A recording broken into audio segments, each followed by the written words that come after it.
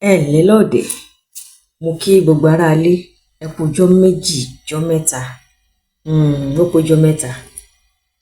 Ṣùgbọ́n lónìí torí pé mo ṣe fídíò kan lórí arthritis sometimes ago and àwọn èèyàn nífẹ̀ẹ́ sí wọ́n dẹ̀ tún wá béèrè other remedy. Ṣé ẹ pé mo máa ń sọ fún yín pé ewé gbogbo kìkì òkú, one particular ailment báyìí ó lè ní solution 20 níbi oníkàlùkù bá ṣe mọ̀ sí ni.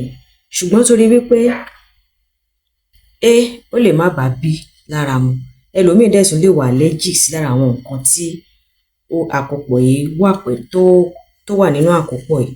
Òun ni mo ṣe máa ń mú wá lónírúurú pé tẹ́ ẹ bá lo ìkan tí ò bá bá yín lára mu àbẹ́ wà allergic sí, ẹ try kẹ́ lo another one.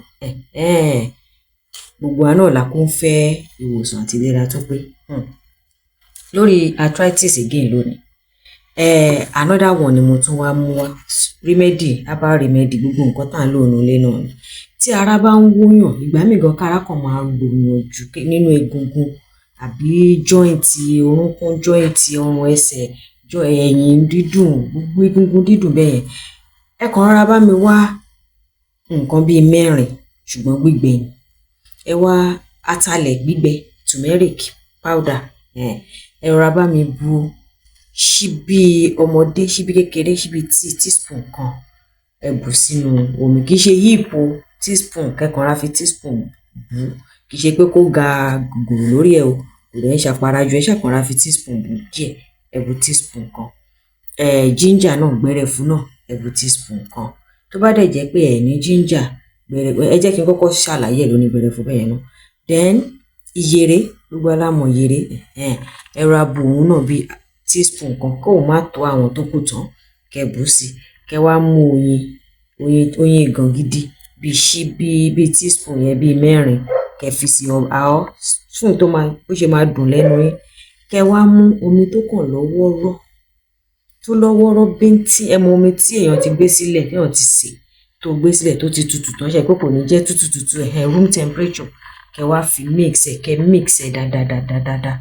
Kẹ́ wá rọra mú cup kan láàárọ̀, cup kan lálẹ́. Tẹ́ bá máa fi ṣe for 1 week, ẹ̀yin gan máa rí pé gbogbo egungun yín, ẹ máa gbọ́ tán máa dún kẹ́rẹ́kẹ́rẹ́, gbogbo ẹ máa ti nà. Then gbogbo àwọn inflammation, gbogbo ibi tó wú nínú náà tó ń jẹ́ tó ń fa friction yẹn á ti lọlẹ̀, swelling yẹn á ti lọlẹ̀, inflammation yẹn á ti reduce. Tó bá dẹ̀ wá jẹ́ pé tútù náà lẹ́rí, tẹ́ bá ṣá ti mú ginger tó ti tó bí ìka ẹ̀, talẹ̀ náà tó ti tó bí ìka ẹ̀, tẹ́ ti rọra rín, àbí kẹ́ blend ẹ̀ dáadáa. Ìyèré, tẹ́ wá rẹ̀ pé ìyèré gbígbẹ ló sábà máa ń wá, kẹ́ add ẹ̀ sí ní measurement mo sọ tẹ́lẹ̀ náà. Kẹ́ wá fọyín sí, kẹ́ fomi náà sí, kẹ́ wá rọra gbé mu. Tẹ́ bá kúkú ti fọyín sí, ó ti máa wà sweeting àárọ̀ àtàlẹ́. By the time you take it for 7 days, ẹ ti rí yàtọ̀ dáadáa. So ibikíbi tẹ́ bá ti ń wò wá, ẹ jẹ́ ká mọ̀. Tẹ́ bá ti lo kíní rí, ẹ jẹ́ kí n mọ̀. Ẹ sọ f'Adéronkẹ́ pé mo lò rí lóòótọ́, bó ṣe rí lára tèmi rè o. Tó bá bá yín lára mu, kẹ́ jẹ́ káwọn èèyàn gbọ́. Tó bá kù díẹ̀ káàtó bí ẹ react àbí wà allergic sí náà, ẹ jẹ́ ká gbọ́. So ẹ darapọ̀ mọ́ wa, ẹ bá wa like fọ́nrán wa, encourage wa ká lè máa ṣe dáadáa sí. So kò ní jù báyìí lọ lónìí lórí ìlera pípé. Kókó báyìí lára ọ̀tá lè, kókó lára wa ò máa lè. Àní ṣàìsàn láṣẹ Elédùà. Ó dìgbà kan náà. Ire.